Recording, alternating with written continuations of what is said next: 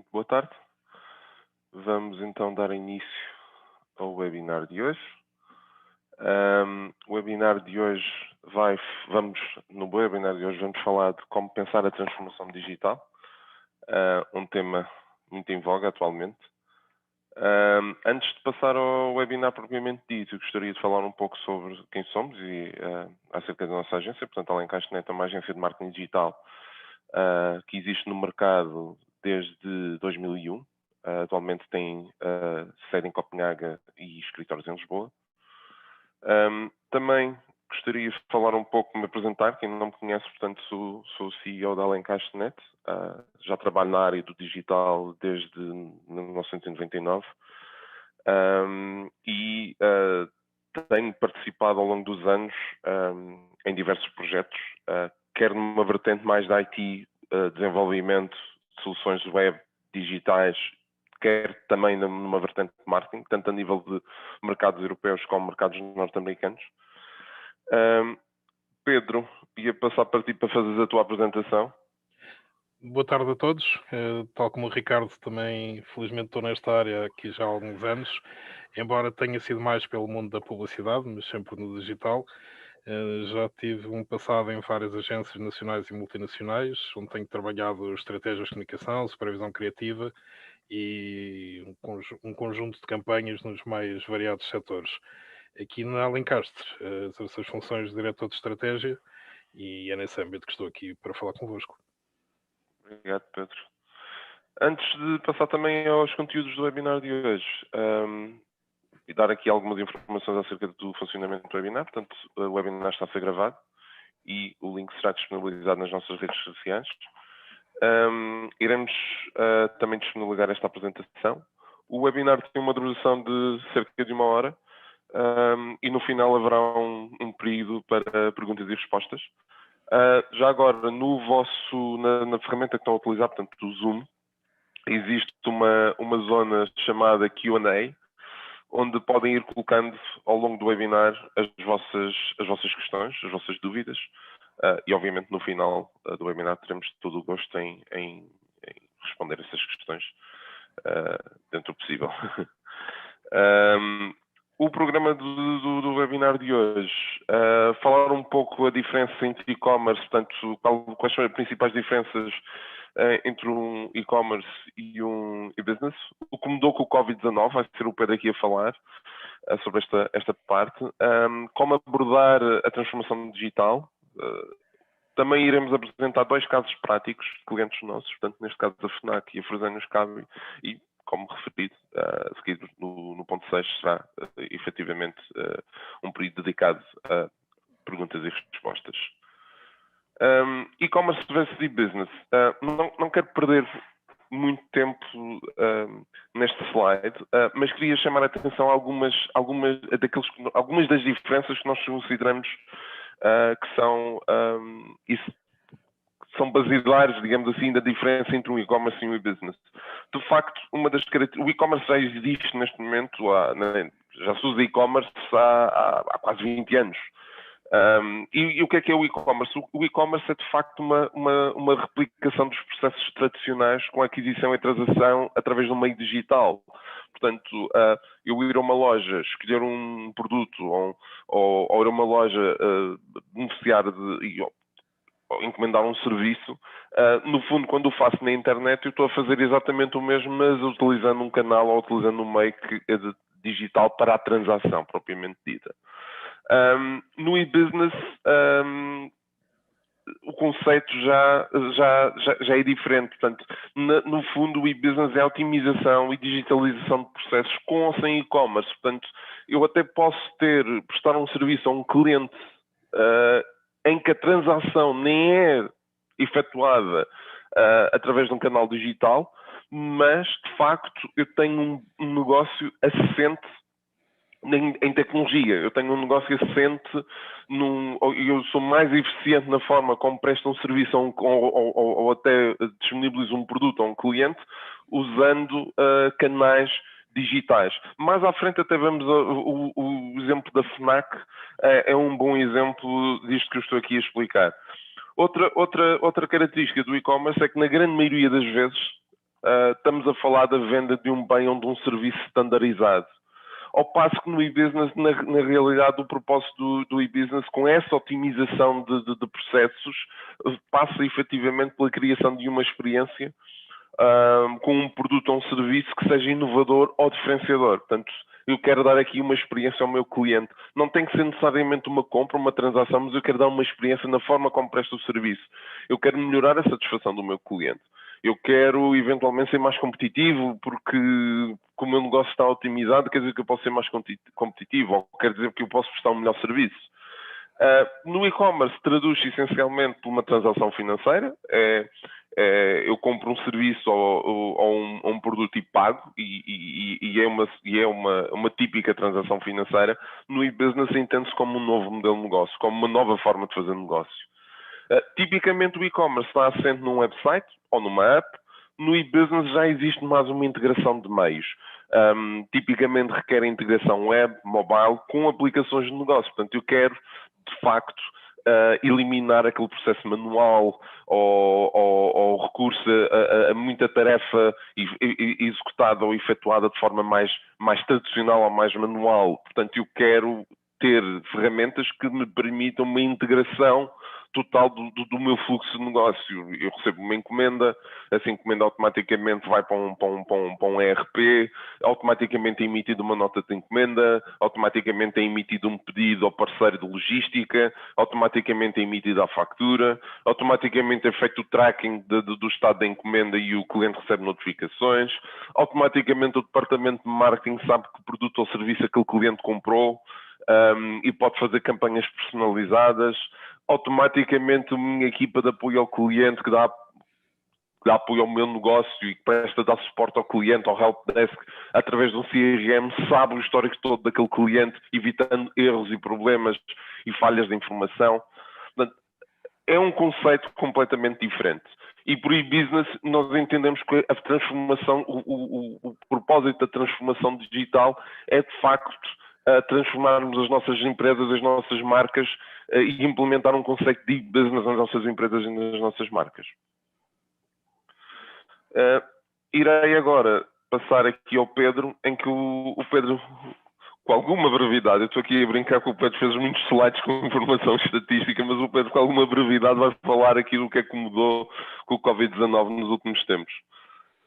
Ok. Bom, Ricardo, vou tentar ser rápido. Eu estava aqui a brincar, Pedro. Eu começava, até porque, como falamos, a transformação digital, e a maior parte das vezes isso passa pela internet, por fazer aqui um pequeno panorama de onde é que estamos no digital neste momento e o que é que aconteceu no último ano. De uma forma rápida, estamos a falar de um universo de cerca de 10 milhões de pessoas em Portugal, onde temos 15 milhões de telemóveis, ou seja, um telemóvel meio por pessoa. A verdade é que 84% da população usa a internet e temos quase 77% da nossa população nas redes sociais.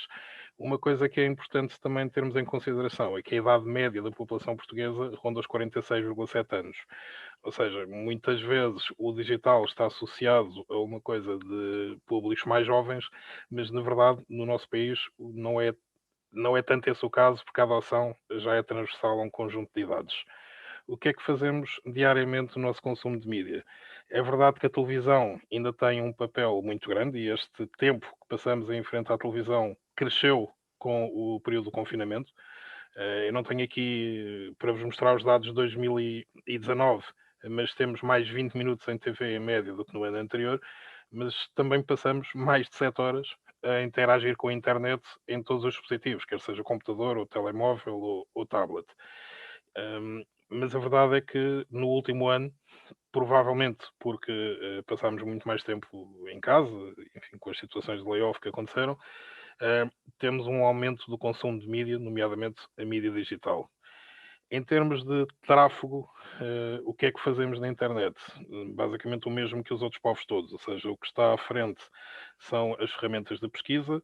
O Google é destacadamente o site mais visto em Portugal, seguido do YouTube e Facebook. Portanto, pesquisas e consumo de mídia e a rede social. Curiosamente, nesta lista temos alguns sites portugueses que estão no top 10, como o Sapo ou a Bola. Continuamos a ser um país de futebol e a Bola continua à frente do OLX. Em termos de pesquisas, o que é que interessa globalmente aos portugueses? O tempo. Curiosamente, os ingleses é que têm a reputação de estarem sempre a falar do tempo, mas o número maior de pesquisas entre 1 de janeiro e 31 de dezembro teve a ver com o tempo. Curiosamente, o coronavírus aparece apenas em 15º lugar. E depois vemos coisas engraçadas como o Porto está no top 10 e o Benfica nem por isso. Quando olhamos para as redes sociais, como eu disse há pouco, temos uma quantidade muito grande da população presente nas redes, quase 77% da população está presente de alguma forma em algum tipo de rede. E se olharmos quais é que funcionam em termos de redes sociais, destacadamente o YouTube e depois o Facebook, e apesar de estar neste quadro, não vou considerar o WhatsApp e o Messenger, que são plataformas de comunicação, de alguma forma são redes sociais, mas grosso modo o que vemos é que em termos de consumo de redes sociais é YouTube, Facebook e Instagram, que dominam por completo o mercado.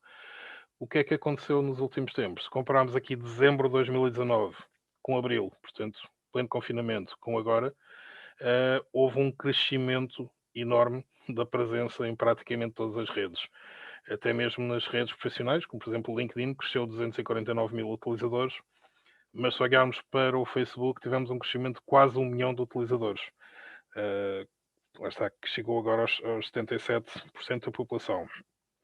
Esse crescimento foi mais significativo nos mais novos, nos 18-24, mas, embora de uma forma mais lenta, também houve uma penetração maior nos públicos mais velhos. Okay? Portanto, se virmos agora a população acima dos 65 anos, já representa 8%, e se considerarmos a partir dos 55, já é mais de 20% dos utilizadores. No Instagram vemos mais ou menos o mesmo fenómeno. O crescimento até foi superior, cresceu mais que o Facebook, cresceu em mais do que 1 milhão de contas, para atingir cerca de 48% da população, e também assistimos a este mesmo crescimento dos públicos mais velhos. Se bem que, Pedro, se me permite, até é interessante, tendo em conta que no Instagram há sempre aquele conceito que é sempre um utilizador mais jovem, não é? Sim, percentualmente, efetivamente, são os públicos mais jovens, mas esse cenário tem-se vindo pouco a pouco a transformar. Claramente não tens uma presença tão grande dos mais velhos no Instagram, mas tem estado a aderir bastante no último ano. Olhando aqui para a evolução do e-commerce, vamos começar com os dados de abril do ano passado, que foi em plena pandemia, aliás, em pandemia ainda estamos, mas no impacto do primeiro grande confinamento. O tráfego dos sites teve aqui um impacto imediato, ou seja, aquela área que até era responsável pelo maior volume de negócios em e-commerce, que era o turismo, teve, enfim, um impacto terrível, uma quebra de 72%, e aqui estamos a falar só de abril. Por outro lado, tudo o que foi supermercados acabou por ter um crescimento substancial, e acho que todos nos lembramos de que houve bloqueios enormes em todos os grandes players, Continentes, Jumbos, etc. Os sites não tiveram capacidade de resposta nesse momento para o aumento do tráfego. No entanto, uma coisa é o tráfego, outra coisa é o negócio efetivamente gerado. E apesar do aumento maior ter sido nos supermercados, foi o setor do do-it-yourself que acabou por ter o maior crescimento em termos de volume de negócio, o que se explica pelo facto de as pessoas terem estado muito mais tempo em casa e, portanto, se calhar aquela torneira que estava a pingar há 15 anos e que nunca ninguém tinha tratado, foi a oportunidade de tratar dessas coisas. No entanto, como vamos ver, estes dados não se mantiveram durante o resto do ano, à medida que, não digo que se tenha voltado à normalidade, mas que passámos a conviver com alguma normalidade com esta situação. Okay? Em termos de interesse por item, lá está, a parte alimentar e de casa foi a que cresceu mais, e tudo que tinha a ver com férias ou atividade exterior teve uma diminuição enorme. Analisando já o ano inteiro, há um dado importante a termos em consideração quando pensamos no e-commerce, que é ao contrário de muitos outros países. Ainda há uns dias estivemos a fazer para um cliente um estudo para o México, em que a realidade é muito diferente. a grande maioria dos portugueses tem efetivamente uma relação com uma instituição bancária, com uma instituição financeira, o que significa que tem acesso a formas de fazer transações online ou através de cartão de crédito, ou através de home banking, ou outros meios. A grande maioria dos utilizadores já fez compras online. Pesquisas, praticamente toda a gente fez, estão aqui 90%, 89,5%, até acredito que possa ser mais que isto. Se vimos aqui este estudo, diz que praticamente 70% dos utilizadores já fizeram algum tipo de compra, okay? Os quais 36% via telemóvel, mas globalmente 70% já fez algum tipo de compra. E novamente, se vemos aqui os escalões etários, o grupo maior está nos 25-34, mas tanto os mais novos, nos 16, como os mais velhos, nos 55-64, também já atingiram aqui percentagens de compras muito, muito interessantes. Novamente, como eu disse no início, tendo em conta que a idade média da população está nos 46, normalmente a comunicação e tudo que tem de campanhas acaba, muitas vezes tem um impacto, tem uma procura maior dos públicos mais novos, mas isto significa que há aqui uma oportunidade de dirigir a comunicação para públicos mais velhos que efetivamente já estão também nestes meios. Também tem o poder de compra. Também tem, exatamente, e também tem, enfim, em muitos casos, não tantos como seria desejável em Portugal, também tem o poder de compra. Em termos de setores, lá está, aqui o do it yourself teve um crescimento, mas não foi o mais substancial. A música e tudo que tem a ver com alimentação e cuidados pessoais acabaram por ser as áreas que cresceram mais. Não surpreendentemente, o turismo, viagens, etc., tiveram uma queda abrupta. E isso nota-se, por exemplo, está o reflexo aqui do fecho, do condicionamento dos restaurantes. O setor das entregas alimentares em casa teve um crescimento muitíssimo grande, de cerca de 30%. Uma área que estava em crescimento constante nos últimos anos, que nesse caso era o transporte, estamos a falar aqui de situações como o Uber, acabaram por ter uma quebra também significativa. Uma coisa muito importante, que é, se pensarmos aqui já numa ótica de estratégias de marketing e qual será o meio indicado para comunicarmos com o nosso potencial consumidor neste cenário. Ao contrário dos dados de 2020, portanto relativos a 2019, a televisão voltou a subir. Nos dados de há um ano, o search estava à frente da televisão. Parece-me que isto será o reflexo do maior tempo passado em casa e não acredito que em 2022 esta proporção se mantenha. A verdade é que, independentemente do peso da televisão, se olharmos para pesquisa, anúncios em redes sociais, anúncios em sites ou os próprios sites de marca, se somarmos isto tudo, o digital é claramente o meio principal através do qual um público descobre uma nova marca ou um novo serviço dentro de uma marca conhecida. E a partir daí, a partir do momento em que desperta o nosso interesse, o comportamento imediato é fazer pesquisas. Quer seja através de search, comportamento principal, quer seja através de redes sociais. Portanto, em resumo, alguns destes comportamentos foram a evolução natural daquilo que já estava a acontecer. A aceleração destes comportamentos, no meu entender, terá sido, em grande medida, um resultado do confinamento, mas temos uma população praticamente, quase tendencialmente toda presente em redes sociais, isto transversal a todos os escalões etários e em qualquer estratégia, pesquisa e presença em redes sociais aparentam ser elementos fundamentais. Eu vou passar novamente ao Ricardo para a parte de abordar a transformação digital.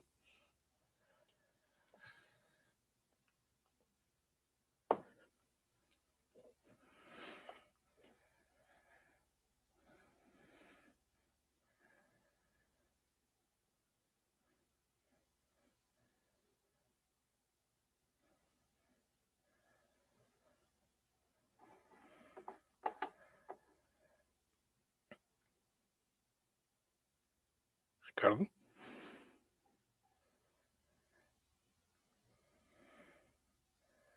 reparei agora, pronto, já me estão a ouvir, reparei agora que estava a falar sozinho. Pronto, aqui no Como Abordar a Transformação Digital, eu gostaria de chamar a atenção, de facto, que tendo em conta o público que está hoje a ver este webinar e a diversidade que acredito que existe em termos de indústrias e de formas de fazer negócio, é impossível encontrarmos, e é impossível até sequer dar uma receita que funcione para todos. Portanto, o meu propósito aqui, efetivamente, é chamar-vos a atenção para alguns pontos que devem ser pensados quando pensamos numa estratégia de transformação digital.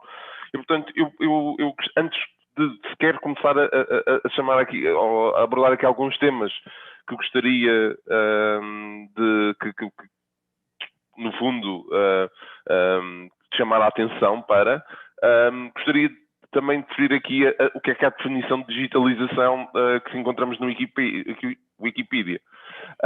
E, de facto, a transformação digital compreende-se no uso de tecnologia e de meios digitais com o objetivo de resolver problemas e permitir também a alteração e otimização dos nossos negócios e da forma de fazermos negócios de uma forma mais rápida e até frequente. Ou seja, no fundo, permite-nos não só fazer mais, melhor, mais rapidamente, mas também permite-nos ter uma maior capacidade para a transformação, para a adaptação, para a mudança, no fundo. E, portanto, uma das perguntas, quando nós abordamos a transformação digital, e nós damos apoio a várias empresas neste processo, não só numa vertente de efetivamente na implementação tecnológica, que eu costumo dizer que isso é o último passo, mas na vertente também de toda a consultoria e apoio a pensar a transformação digital das marcas. Uma das perguntas que nos fazem com regularidade é: tudo aquilo que eu faço atualmente está mal, estou a fazer mal? Preciso romper com processos já existentes? Não necessariamente.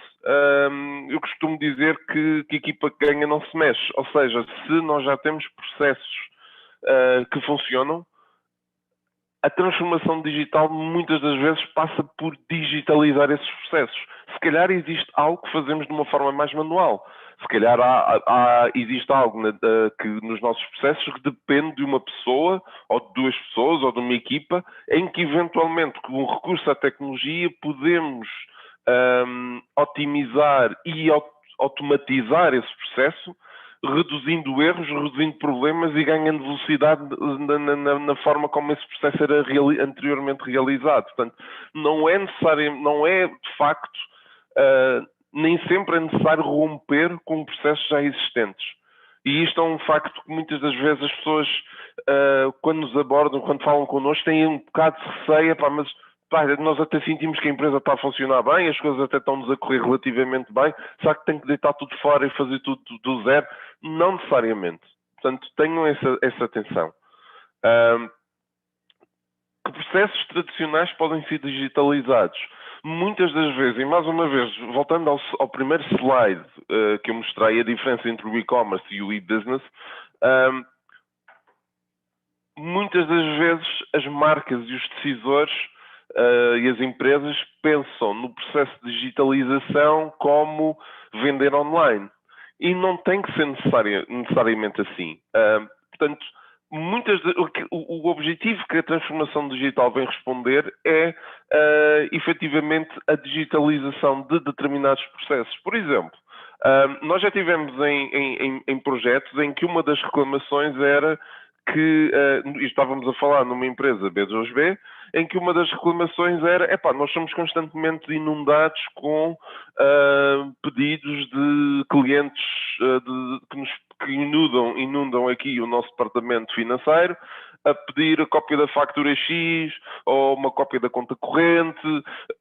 Se nós tivermos um site ou nós tivermos uma plataforma que nos permite, uma área de cliente que nos permite ao nosso cliente consultar, fazer download das suas faturas, consultar a sua conta corrente, eventualmente fazer pagamentos, perceber qual é o estado da sua conta corrente. Este é um exemplo de um processo tradicional que pode ser perfeitamente digitalizado e que de facto estamos a libertar recursos naquele departamento financeiro para o departamento administrativo para fazer outra coisa qualquer e para se focar noutras áreas. Uma das perguntas que também me costuma, ou que nos costuma aparecer à frente com regularidade é: então, se eu digitalizar a minha empresa, posso despedir os meus comerciais ou posso reduzir o número de comerciais que tenho na empresa?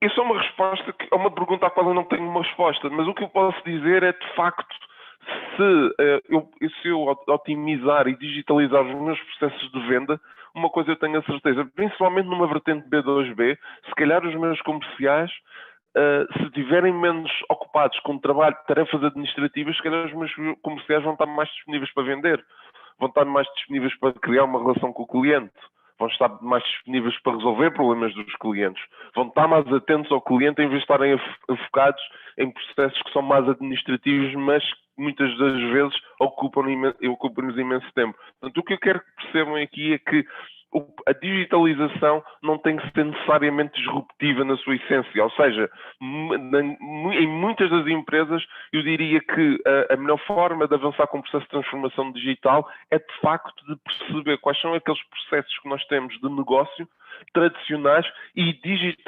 digitalizar esses processos é o primeiro passo. Depois podemos pensar de facto em que é que podemos ser diferentes, em que é que podemos ser disruptores no mercado em que nos inserimos, no sector em que nos inserimos, no serviço que prestamos. Mas eu diria que o primeiro passo será sempre por efetivamente digitalizar aquilo que é um processo já tradicional ou mais manual. Que erros podem ser mitigados ou eliminados com a automatização de processos. Portanto, eu pensar na minha empresa, na minha marca, no produto que eu vendo, no serviço que eu presto e tentar perceber onde é que eu tenho a maior incidência de erros, onde é que eu tenho a maior incidência de problemas, onde é que eu tenho a maior incidência de falhas de informação, onde é que eu tenho a melhor incidência de reclamações, de erros. No fundo, ao identificar a origem desses problemas, a origem desses problemas, perceber o que é que eu posso alterar com recurso à tecnologia que me venha a resolver esses problemas. Seja um CRM, seja uma plataforma de marketing que me permitirá conhecer melhor o meu cliente e comunicar melhor o meu produto ou comunicar melhor o meu serviço. Além disso, algo que a transformação digital também muitas das vezes permite é esta otimização de processos, esta otimização de meios, esta automatização de tarefas permitirá muitas das vezes aumentar as margens das marcas, aumentar as margens das empresas ou inclusivamente permitirá à empresa tornar-se mais competitiva.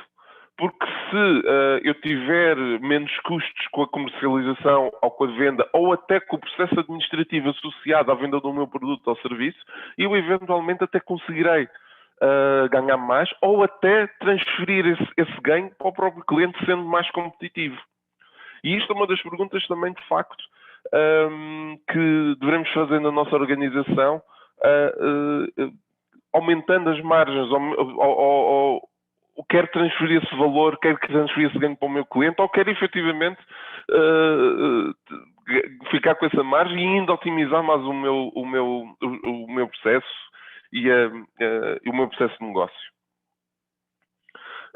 Outro aspecto também que eu lanço sempre o desafio aos nossos clientes é tentarem pensar em como transformar o meu produto num serviço. Eu dou sempre o exemplo da indústria do software em que fizeram isso muito bem. Muitos vão se recordar de quando comprávamos um Office num supermercado ou numa loja de informática, comprávamos uma caixinha com o Office 95 ou Office 2000, chegávamos a casa, punhamos o CD, instalávamos o software no nosso computador. E no fundo estávamos a comprar um produto e por exemplo, a indústria de software fez muito bem essa transição. Hoje em dia já existe o conceito do software as a service. Hoje em dia, se eu quero um Office, eu faço o download do Office. Mas se forem reparar num pormenor interessante, antigamente quando comprávamos um Office, e esse é um bom exemplo, quando comprávamos um Office, normalmente uma licença para ter em casa era pelo menos 400, 500 euros. Hoje em dia compra-se um Office por 50 euros ou 60 euros por ano.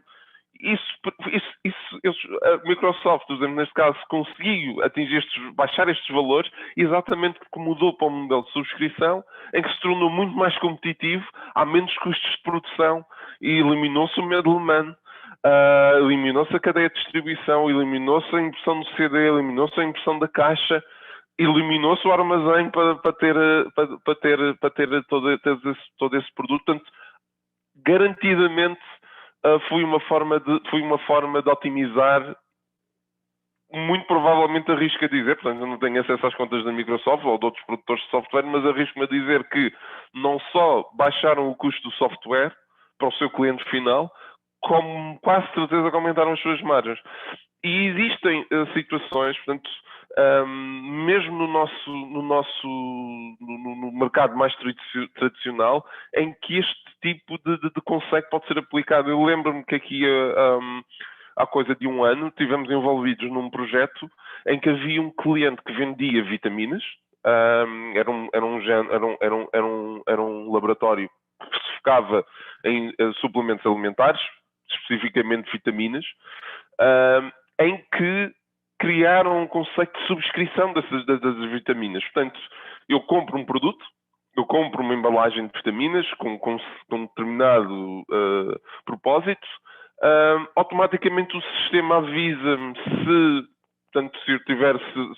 essa embalagem tiver 30 cápsulas, por exemplo, e se a pessoa comprar hoje e recebe amanhã, o sistema automaticamente deles vai identificar, ok, partindo do princípio que a pessoa vai tomar uma vez por dia, daqui a 30 dias, quer dizer que a pessoa já consumia a embalagem toda. Portanto, vou-lhe dar aqui duas hipóteses à pessoa. Ou a pessoa efetivamente compra este produto ou compra este artigo como uma subscrição, em que todos os 30 dias vai receber uma nova embalagem, ou no mínimo, se a pessoa não quiser o compromisso da subscrição, no mínimo eu vou identificar quando é que a pessoa comprou e vou automaticamente dar um aviso ali uma semana antes, atenção que a tua embalagem está a terminar. Ou seja, pensar também de uma forma, aqui sim, disruptiva, como é que eu posso transformar o meu produto efetivamente num serviço.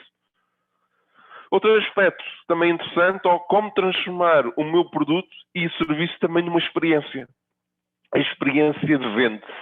Ou seja, se eu tiver, muitas das vezes tendemos a nos preocupar sempre com o preço, mas de facto é que se eu der uma experiência positiva a um cliente, se eu prestar um excelente suporte, se eu ajudar a encontrar a melhor solução, o melhor produto ou o melhor serviço para aquilo que são as necessidades desse meu cliente, se eu tiver uma plataforma digital que me permita uma rápida conectividade e resolução de problemas, se eu tiver uma app que é fácil de utilizar, quase garantidamente que, a não ser que estejamos a falar de grandes diferenças de valor, muito provavelmente o cliente vai se fidelizar a essa experiência. E, portanto, como é que eu posso pensar a forma tradicional como eu vendo o meu produto ou presto o meu serviço, como é que eu posso pensar numa forma de efetivamente transformar esse serviço até tradicional numa experiência para o meu cliente?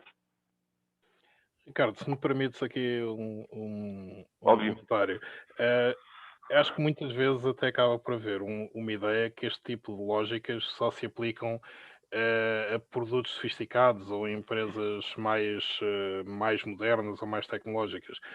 Se pensarmos, por exemplo, o que aconteceu durante este período da pandemia, com a limitação das viagens entre concelhos e a impossibilidade de irmos até muito longe, não existe setor mais tradicional, eu diria, que a agricultura. E isto acabou por se transformar numa oportunidade para pequenos produtores, para pegar exatamente no exemplo que estás a dizer, de criarem eles próprios esses serviços de subscrição. Serviços como uma entrega semanal de um cabaz de frutas e legumes. Okay? É um setor provavelmente o mais tradicional possível, mas que também conseguiu evoluir, em alguns casos, para esta lógica digital de transformar o modelo de negócio para uma subscrição. E a questão aqui da experiência também acaba por ser a lógica de, através de um e-mail ou mesmo do chat no Messenger, no Facebook, a pessoa poder dizer, na semana passada vieram estas hortaliças ou vieram morangos, eu não gosto de morangos, para a semana pode vir uma alface. Portanto, e Ou seja, está criada uma relação, está criada uma experiência e tudo isto usando os meios digitais num setor que deve ter sido quase o primeiro setor de atividade económica e, portanto, o mais tradicional que existe. Uhum. Eu até no ano, bem te lembras, Pedro, o ano passado fizemos um webinar também relacionado com a transformação digital e um dos exemplos, por acaso não abordei, não iremos abordar esse exemplo no webinar de hoje, mas um dos exemplos que eu até dei é um serviço que eu uso regularmente, que é uma app que me permite, é uma engomadoria, lavandaria, em que eu tenho uma app em que o prédio onde vivo tem ali uns cacifos, em que eu uso a app, meto a roupa dentro do cacifo, e passado 2 ou 3 dias eles avisam-me via app a dizer, olha, Ricardo, a tua roupa está dentro do cacifo números 1, 2, 3, podes ir lá buscar. Portanto, não tenho que estar em casa para a recolha, não tenho que estar em casa para a entrega, não conheço os senhores, nunca os vi à frente. Sou cliente, e lá está, é mais uma vez um negócio tradicional que foi transformado na forma como, portanto, uma transformação de processos, uma digitalização de processos que permite criar uma experiência muito positiva para o utilizador. Eu nem vou à procura de outros. Aquilo funciona comigo. Portanto, não é mesmo que a lavandaria dali do lado da esquina faça-me, se calhar no final do mês eu poupo 5 euros, provavelmente pela eficiência que me dá, pelo falta de, até porque nós somos, muitas das vezes, queremos que quanto menos trabalho tivermos, melhor. Portanto, lá está, somos lazy, digamos assim. Portanto, efetivamente, por esse aspecto, eu muito provavelmente nunca vou mudar de fornecedor. Outro aspecto também, mais uma vez pensar, lá está, como é que poderei me diferenciar da concorrência? O que é que eu poderei fazer diferente no meu processo comercial, no meu processo na digitalização do meu negócio que me permitirá ter uma vantagem competitiva com a minha concorrência? Poderá ser o preço? Eventualmente. Falei do exemplo do software. Com a redução de custos, claramente poderão ser mais competitivos. Será a experiência do utilizador? Temos que pensar nesses aspectos. Portanto, em quem que eu poderei... É o serviço que eu presto que é diferente do meu cliente? É o serviço associado ao produto? Porque quando eu compro um produto, muitas vezes as pessoas tendem a pensar, isto é uma entrega de um produto em casa. Mas poderá haver um serviço associado. Uma Amazon, por exemplo, é venda de produto, mas tem um serviço associado. Quem nunca teve uma encomenda em que teve um problema e teve que devolver? Os tempos de resposta da equipa de apoio ao cliente é uma experiência também, embora eles claramente sejam um marketplace e vendam produto. Como poderei conhecer melhor e otimizar a minha relação com o cliente através da utilização e integração de plataformas e tecnologias? De facto, até essa experiência do utilizador e a forma como implementamos a tecnologia poderá-me permitir mais facilmente traçar o perfil e conhecer melhor o meu cliente. Eu há pouco falava no início, no primeiro slide, da diferença entre e-commerce e business, eu falava, por exemplo, da utilização de um CRM. Se eu souber que determinado cliente, determinada faixa etária tem determinadas características, eu poderei otimizar a minha comunicação com esse cliente. Eu poderei otimizar a forma como comunico, a forma como vendo e que produtos é que tenho que ir para ao serviço é que presta a esse cliente, ou que produtos e serviços comunico com esse cliente. E, de facto, num comércio mais tradicional, nós conhecemos muitas das vezes o nosso cliente, mas, de facto, quando avançamos com um processo de transformação e digitalização da empresa, usando a tecnologia adequada, ou os métodos adequados, não tanto a tecnologia em si, mas os métodos adequados de medição, eu consigo começar a conhecer muito bem o meu cliente em termos estatísticos, o que é que ele faz, onde é que ele está, que idade é que tem, qual é o género, onde é que ele gosta de mais comprar, em que dias é que compra mais, que tipologia de produto é que compra, que cross-selling é que eu posso tentar fazer para esse cliente. E posso, de facto, conseguir até automatizar todo esse processo de comunicação. Uma das perguntas que também nos fazem com muita regularidade é que tecnologias deverei utilizar?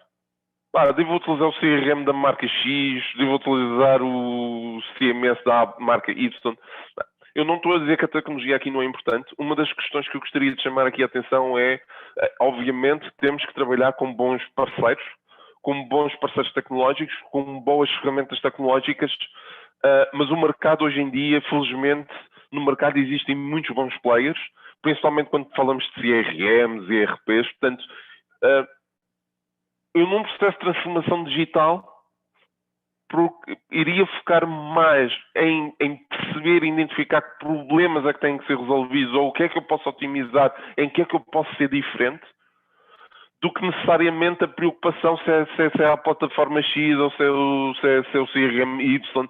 A esse nível, hoje em dia, quase todos os grandes players do mercado, com algumas nuances, mas quase todos os grandes players do mercado respondem. Portanto, há, obviamente, mais do que a escolha da tecnologia, é ter o cuidado com que parceiro é que escolhemos. Como utilizar a digitalização para ganhar novos mercados e ou novos clientes? Isto é também um dos factos, que é, ao otimizar os meus processos de negócio, ao otimizar a forma como eu vendo o meu produto ou serviço, ou a proporcionar uma melhor experiência ao meu utilizador, ao libertar muitas das vezes a minha equipa de certos processos manuais ou tradicionais, isto permitir-me-irá à empresa e à marca crescer em outros segmentos de mercado, poderá permitir também a própria internacionalização, ganhar novos clientes, ganhar novos mercados, no fundo ter espaço para crescer, porque eu libertei a minha equipa, porque aquilo que antigamente era um processo manual e eu provavelmente só poderia lidar com 30 ou 40 encomendas por dia, com um processo de transformação digital, provavelmente neste momento consigo lidar com 3 ou 4 vezes mais. Tenho 3 ou 4 vezes mais capacidade de responder ao meu cliente e ao mercado em geral, e portanto posso efetivamente pensar num crescimento. Um aspecto também que a experiência nos diz que é um fator de sucesso é centrarmos o nosso negócio no cliente. Como é, mais uma vez, a questão da experiência. Os norte-americanos falam o client-centric, ou seja, o cliente está no centro de todas as nossas decisões. Portanto, no fundo, é uma das perguntas que devemos fazer é: como é que eu posso melhorar a minha relação com o meu cliente? Onde é que estão os problemas? Onde é que estão as reclamações? Onde é que estão as eventuais falhas? E onde é que a tecnologia me pode ajudar a, de facto, proporcionar uma melhor experiência ao meu utilizador? E também o outro aspecto, que é como é que eu poderei fidelizar o meu cliente? Se eu transformar um produto ou um serviço numa experiência, garantidamente que estou a fidelizar o meu cliente. Essa fidelização pode ser por preço, eventualmente, pode ser por experiência também, pode ser por facilidade de utilização. Ainda há pouco estava a dar o exemplo da tal lavandaria. Provavelmente não vou sequer ver a concorrência, porque estou muito satisfeito com a experiência que tenho com aquele produto ou com aquele serviço. Portanto, de facto,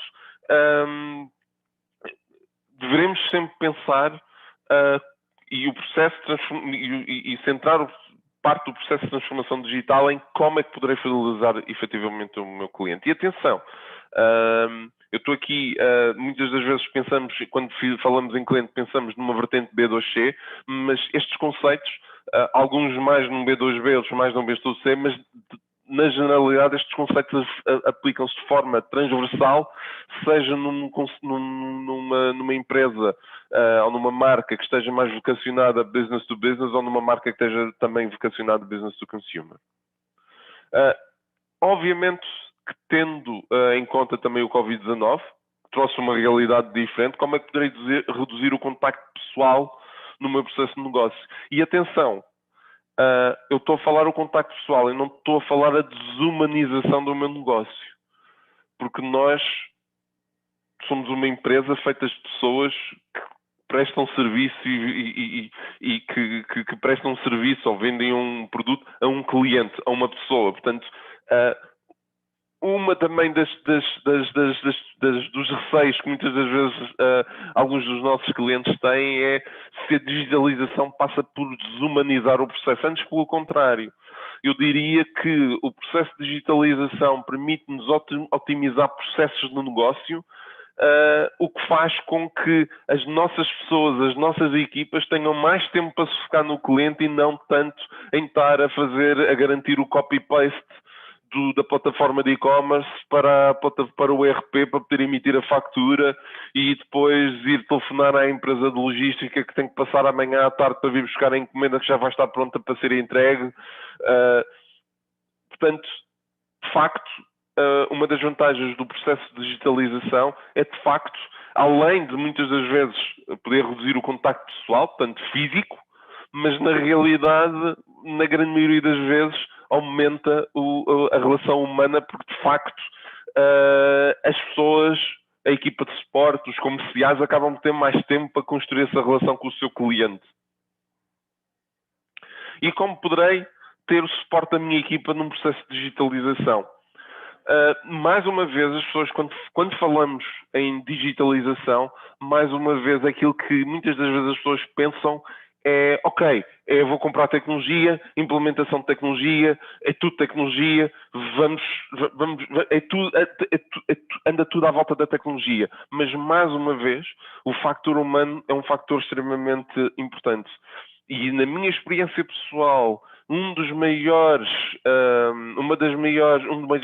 bloqueios, efetivamente, há um processo de digitalização são as pessoas. Portanto, quando iniciamos um processo de digitalização, temos que trazer a equipa, temos que trazer a equipa para o processo.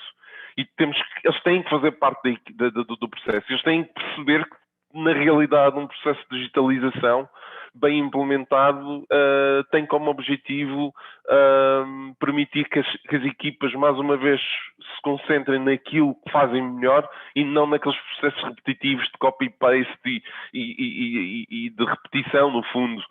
E é importante evangelizar também a nossa própria equipa, para que eles percebam que um processo de digitalização também terá vantagens para eles enquanto membros dessa equipe e enquanto parte da nossa empresa.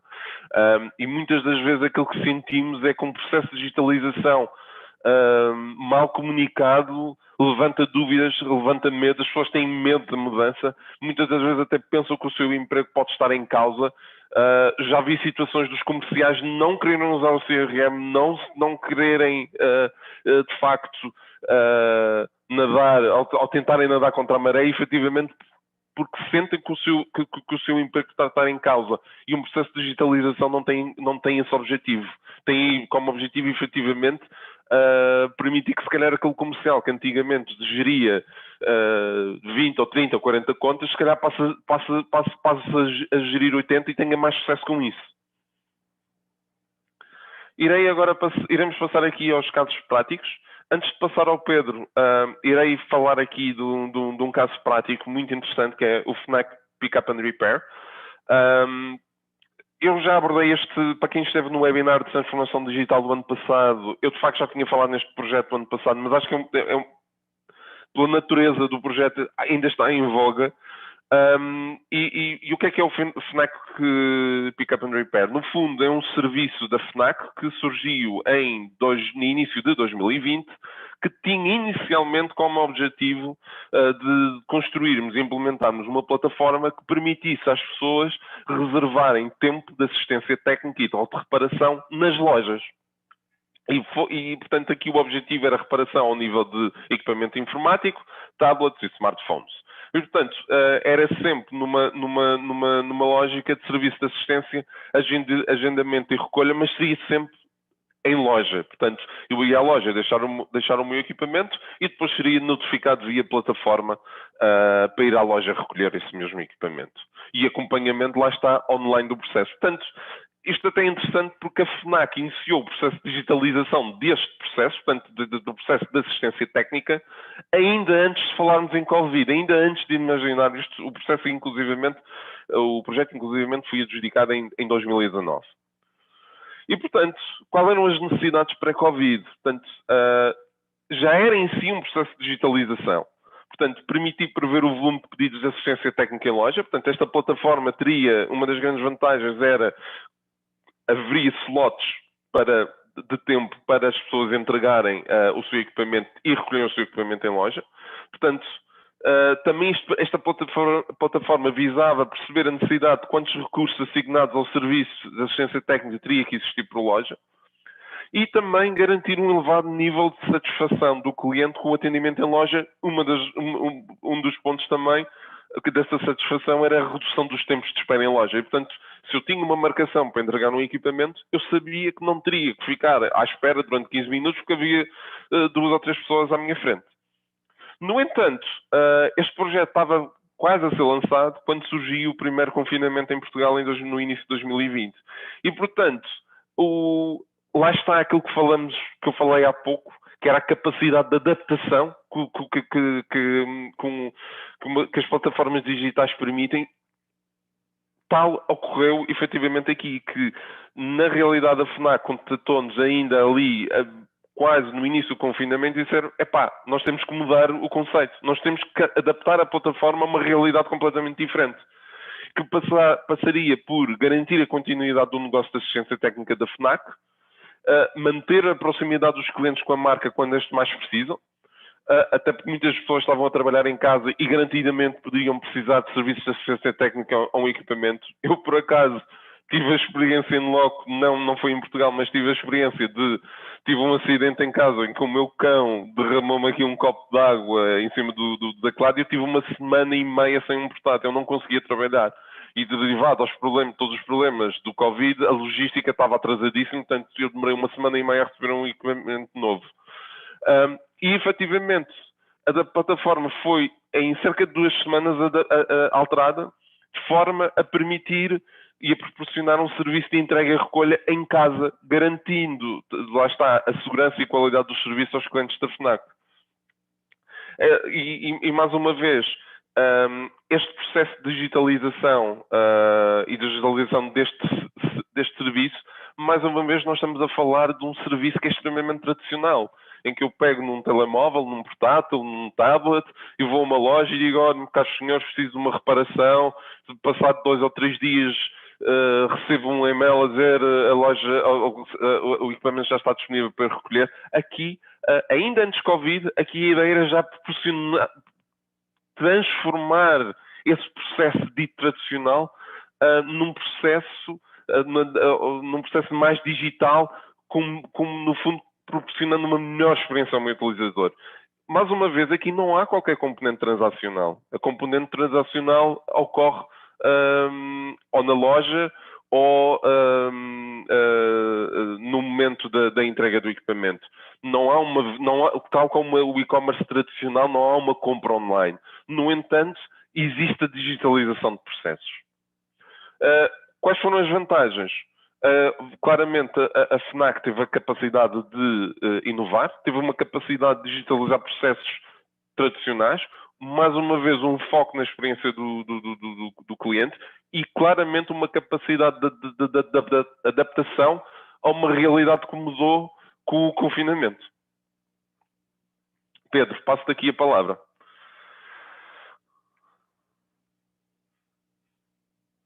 Pedro, acho que estás muted. Exato, agora eu que estava sem tom. Eu vou mostrar aqui um outro exemplo, neste caso mais ligado ao e-commerce, embora seja também numa perspectiva business to business. Nós desenvolvemos um projeto com um cliente nosso, a Fresenius, que tem um conjunto de clientes, eles fornecem para hospitais, clínicas, lares, etc.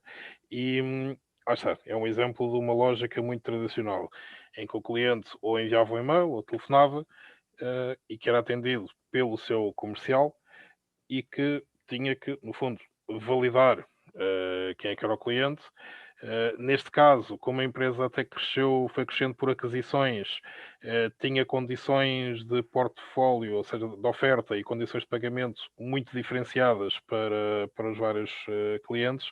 Portanto, implicava que esse comercial fosse, no fundo, validar a que portfólio é que este cliente tem acesso, quais são as formas de pagamento que estão acordadas com ele, se tem uma conta corrente, qual é que é o limite de crédito, portanto, e validar isso tudo e então processar.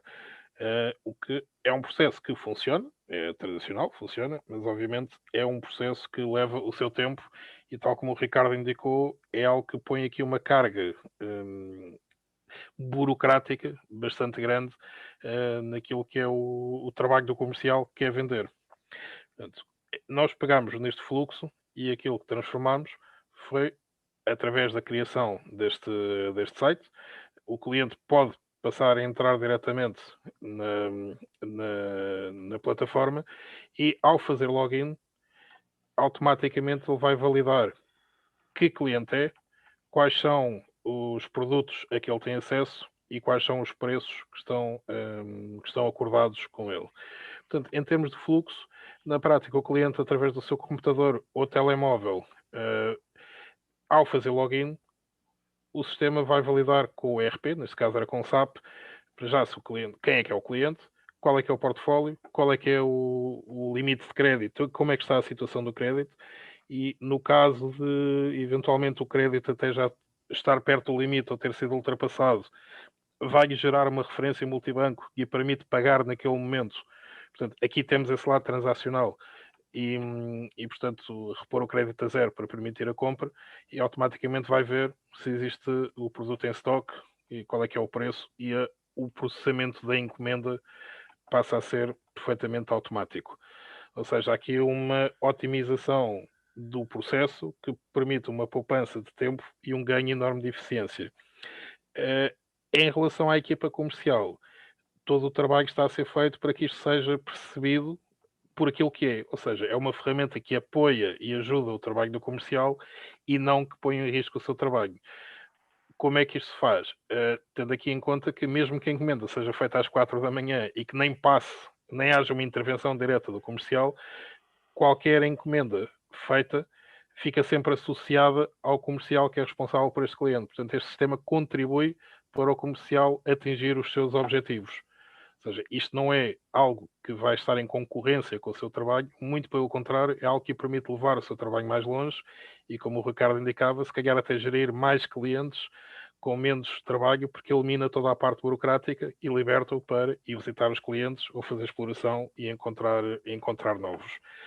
Portanto, não é algo que vá pôr em risco o seu trabalho, que vá pôr em risco o seu emprego. É claro que isso aí, obviamente, já depende da estratégia da empresa, mas parece-me que seria uma má estratégia utilizar isto para cortar postos de trabalho.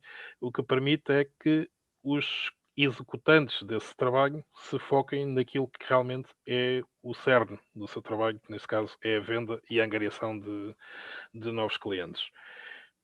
Temos E aqui no mais caso do algum. Covid, se me permite, até reduz o risco de contactos, lá Exatamente. está, mais Sim, uma sim, sim. vez. E outro aspecto deste processo é que eu gostaria de acrescentar, se me permites, Pedro, é que a digitalização de processos não tem que ser algo complicado. E de facto, aqui não é. Este projeto não foi um projeto complicado, mas claramente é um processo de digitalização, é uma implementação de digitalização de um processo que foi otimizado. Exato. E com ganhos de produtividade e de eficiência imediatos. Aqui são mais 2 ou 3 casos em que podemos ver rapidamente, até porque já estamos a atingir aqui um bocadinho o limite da hora. Rubis Gás, o que é que fizemos neste caso? Implementámos um portal de cliente. Novamente, não é nada de terrivelmente inovador, mas é algo que permite otimizar processos. Uma coisa tão simples como permitir que o cliente indique as suas leituras de gás, que permita ter toda a informação da sua conta corrente, ver as faturas, acelera enormemente toda a parte burocrática e tira um conjunto enorme de peso da equipa administrativa. Um outro exemplo, a Camping Card Internacional, é uma federação internacional de clubes de campismo. O que criámos aqui foi uma aplicação que, na verdade, substitui o cartão físico. Estamos a falar de um clube com uma presença global em mais de 40 países, de Portugal ao Japão, e em cuja emissão de cartões era feita centralmente e, portanto, era um processo que levava bastante tempo e passou a ser instantâneo a partir do momento em que o cartão passou a ser algo digital que nós podemos ter na nossa wallet, no nosso telefone. Portanto, não só passou de dias para ser instantâneo, como reduziu custos, acabou com o plástico, também tem esse impacto ambiental e também a maior proximidade com o cliente, porque na aplicação que eu tenho no telemóvel, para além de ter o cartão, tem todos os benefícios associados e ao chegar a um parque de campismo, basta mostrar o telemóvel e automaticamente do lado do parque também passa a ter a informação toda necessária para o cliente. Um último exemplo, este trabalho que o Ricardo tinha mostrado, que fizemos para a FNAC, eu diria que também é uma das vantagens da digitalização, que é a partir do momento em que implementamos novos procedimentos otimizados, conseguimos reaproveitá-los para outras áreas.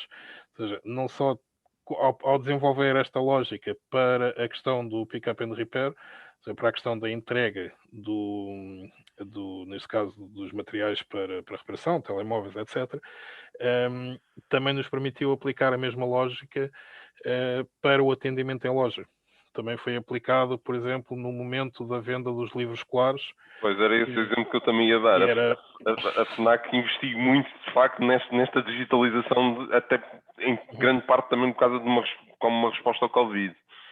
Exato. Ou seja, na verdade, estamos a falar aqui da capacidade de implementar uma transformação que depois acabou por extravasar o âmbito inicial e ser aplicado num conjunto de áreas e, portanto, transportando para toda a atividade da empresa estes ganhos e, no fundo, esta vantagem para o cliente, sobretudo neste momento em que, pelo menos, temos a indicação de passar em loja o menos tempo possível e da forma mais eficaz possível. Okay. Acho que cobrimos aqui, grosso modo, aqui os exemplos que queríamos dar. Gostava também de vos referir que este webinar foi gravado e, portanto, nos próximos dias ser-vos-á enviado um link para poderem fazer o download, se assim o entenderem. E temos então agora a possibilidade de ter aqui algumas perguntas e respostas. Eu vou começar-te a ler aqui algumas perguntas que esta eu até vou aqui responder à Mina, que pergunta como se compreende a transformação digital e a indústria 4.0. Eu diria que a indústria 4.0 é um processo de transformação digital associado à indústria. Portanto, na prática estamos a falar da mesma coisa. Quando falamos de indústria 4.0, estamos a falar de algo específico, ou seja, numa lógica vocacionada para a indústria, mas na sua forma e na forma como aborda tudo o que tem a ver com tecnologia e processos, no fundo é um processo de transformação digital. Depois tenho aqui uma pergunta também da Mina, que nos pergunta: mas é verdade que a digitalização de processos pode reduzir ou eliminar pessoas ou não? O que é que tu achas, Pedro? Eu diria que isso tem a ver com a estratégia que a empresa quiser ter. Portanto, nos exemplos que mostramos, foram situações em que tudo isto foi feito numa ótica de, no fundo, até de facilitar a vida aos colaboradores para lhes permitir focarem-se naquilo que é a sua especialidade. Aqui estávamos a falar mais focado no lado administrativo e no lado de vendas. Em abstrato, se um comercial que conseguia antes tratar de 40 clientes agora consegue tratar de 80, em abstrato poderia também pensar uma otimização, se calhar em vez de 4 comerciais agora passa a ter 3. É uma opção. Diria que isso é sempre uma análise caso a caso, onde às vezes pode fazer sentido, noutras vezes não. Felizmente, até porque eu não gostaria de estar envolvido nesses processos, felizmente nos processos que temos tido, temos encontrado clientes cuja estratégia passa realmente por melhorar os processos e não cortar na equipa, ou seja, tem alguma preocupação com o bem-estar das pessoas e com a sua eficiência. Eu até diria que aquilo que tem sido a nossa experiência, Pedro, normalmente as empresas, quando avançam com o processo de digitalização, o grande foco das empresas muitas das vezes não é cortar custos. O grande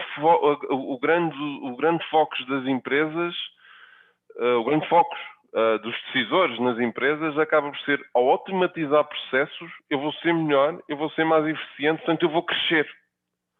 E se eu vou crescer, eu vou precisar de mais pessoas. E as pessoas que eu já tenho, até provavelmente também vão crescer com a empresa.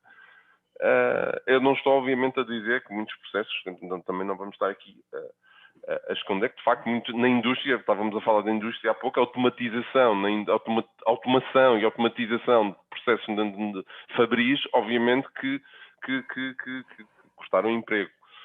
Mas aqui estamos a falar da digitalização de processos de negócios, ainda assim acho que é algo diferente.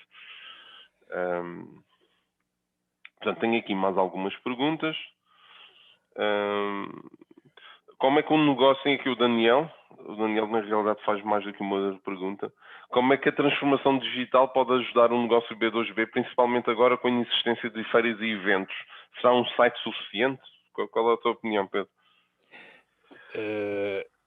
Novamente, apesar de ter que ser uma análise caso a caso, o canal digital é mais do que um site. O canal digital é todo um ecossistema.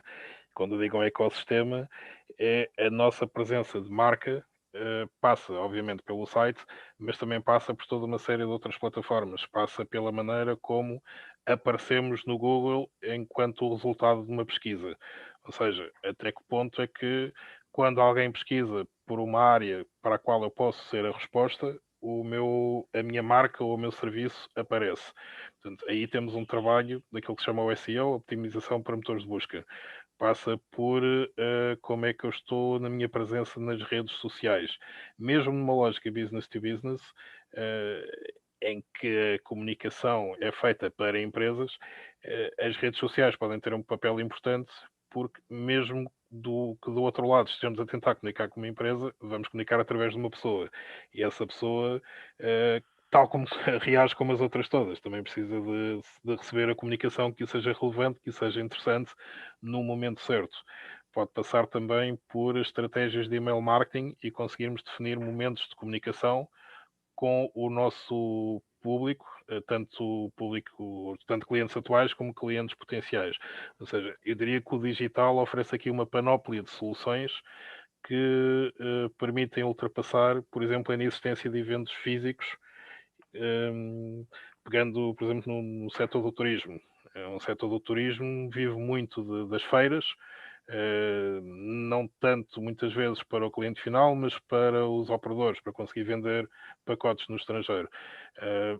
É óbvio que aí temos que encontrar alternativas às feiras e lá está, todo este conjunto de estratégias e ferramentas que referi têm sido muito úteis para conseguir ultrapassar essas alterações. Neste momento está no setor do turismo já há algumas feiras que já estão marcadas e que vão voltar a acontecer, mas a verdade é que durante este período a comunicação e o trabalho de marketing não parou, embora tenha sido através destes outros processos. Olha, obrigado, Pedro. Vou aqui passar também a um Pedro, não és tu, que levanta aqui uma questão que eu acho interessante. Por mais que a tecnologia avance, nada ainda substitui uma reunião presencial. O mesmo se passa com o processo de compra de alguns produtos. E dá aqui alguns exemplos. Compra de óculos, ou seja, ver se me fica bem, compra de queijo, segurar, sentir, cheirar. Eu concordo com o Pedro. Eu não vejo o processo de digitalização como substituir todos os processos de negócio. Mas ainda nestes métodos mais tradicionais, ou nestes meios mais tradicionais, ou até neste tipo de produto mais tradicional que o Pedro refere, ainda assim eu acho que há espaço para otimização através de uma transformação digital. Por exemplo, a compra dos óculos, provavelmente, se eu for uma pessoa que efetivamente precisa dos óculos para o meu dia-a-dia, eventualmente, se os óculos partirem e caírem no chão, e eu precisar dos óculos para trabalhar, provavelmente eu posso ter um processo de assistência técnica ou assistência ao cliente, que alguém vem-me trazer uns óculos para substituir a casa. Por exemplo, lentes de contacto. Muitas das vezes eu conheço quem vende em empresas que implementaram plataformas de venda de lentes de contacto descartáveis por subscrição.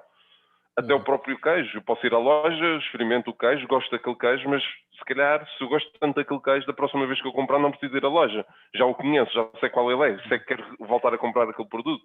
Sim, eu se calhar respondia até de outra forma. No caso dos óculos, estou a ver aqui a pergunta do Pedro, é como é que eu sei antes da compra que ele me fica bem. Há aqui, por um lado, a questão do óculo por necessidade, mas acho que aqui também está em causa a questão estética. Claro. E a questão estética pode ser resolvida com a tecnologia. Ou seja, hoje em dia Também. conseguimos ter situações de realidade aumentada em que conseguimos, através de uma fotografia, colocamos uma fotografia nossa e os óculos são aplicados sobre o nosso rosto e, portanto, acabamos por até ter a possibilidade de, quando queremos, ao nosso próprio ritmo, até, se estivermos para isso, experimentar a gama toda da oferta de uma loja e ver realmente como é que ele fica especificamente no nosso rosto. Em relação à questão do sentir e tocar, é óbvio que o digital aí não substitui, mas eu aí também referiria os processos de comunicação tradicionais, ou seja, como é que se comunica produtos alimentares. A televisão responde a isso até antes de haver processos de digitalização. Nós vemos anúncios em que, pelas filmagens, temos aqui o appetite appeal extremamente desenvolvido. eh, e até acaba às vezes por haver algum contraste entre aquilo que se vê na comunicação e depois a realidade, né? Ou seja, vemos anúncios de fast foods, do McDonald's, etc., em que dá vontade de comer e dá vontade de experimentar e quase conseguimos sentir o gosto e o cheiro pela qualidade da imagem, pela forma como está apresentada, mesmo que depois haja algum contraste com a realidade do produto. E, portanto, aí há um papel que é da digitalização, mas que é sobretudo também da comunicação e de como é que apresentamos o produto. E eu aí também ia acrescentar uma coisa que não é aplicável, obviamente, na indústria alimentar, mas uma das características que a facilidade logística que hoje existe também está a fazer crescer aquelas situações em que eu vou comprar uma peça de roupa ou vou comprar um produto, então compro 2 ou 3, chego a casa, experimento e o que eu não quero devolver e o dinheiro é-me devolvido no cartão de crédito. Portanto, entre eu receber o produto ser decorado ao meu cartão de crédito, eu ainda tenho ali provavelmente 30 a 40, 50 dias de crédito no cartão de crédito, chego a casa no dia seguinte, ou 2 dias depois, experimento e aqueles que eu não quero devolvo e recebo o reembolso em cartão de crédito ao fim de 3 ou 4 dias. Isso também é algo que já estamos a ver acontecer muito ao nível do e-commerce. Inclusivamente, existe já um conceito aquelas caixas de subscrição. Por exemplo, eu tenho um amigo na Dinamarca que subscreveu um site que ele paga, aliás, não paga nada, recebe roupa todos os meses, devolve o que não quer e só paga aquilo que quer. São conceitos de digitalização que já estão a ser aplicados a métodos, digamos assim, a venda mais tradicional. Obviamente que eu não posso experimentar um queijo e depois devolver se não gostar. Mas são algumas ideias. Pedro, eu diria que se calhar já estamos bastante adiantados. Iríamos deixar por aqui. Tivemos muita participação aqui nas perguntas que nos foram colocadas. Infelizmente não conseguimos responder a todas, mas teremos todo o gosto, se tiverem alguma dúvida, nos enviarem um e-mail. Pedro, acho que no próximo slide tem o nosso contacto, o nosso e-mail geral. Ou por acaso não, mas de qualquer das formas podem lapso meu, podem ir às nossas redes sociais, ao Facebook, e colocar alguma questão, caso queiram. Teremos todo o gosto em responder. Gostaria de agradecer a todos a vossa presença no webinar de hoje e contamos que participem nos próximos webinars. No nosso site também tem um calendário dos próximos eventos. Mais uma vez, muito obrigado a todos e um resto de um bom dia. Muito obrigado. Até breve.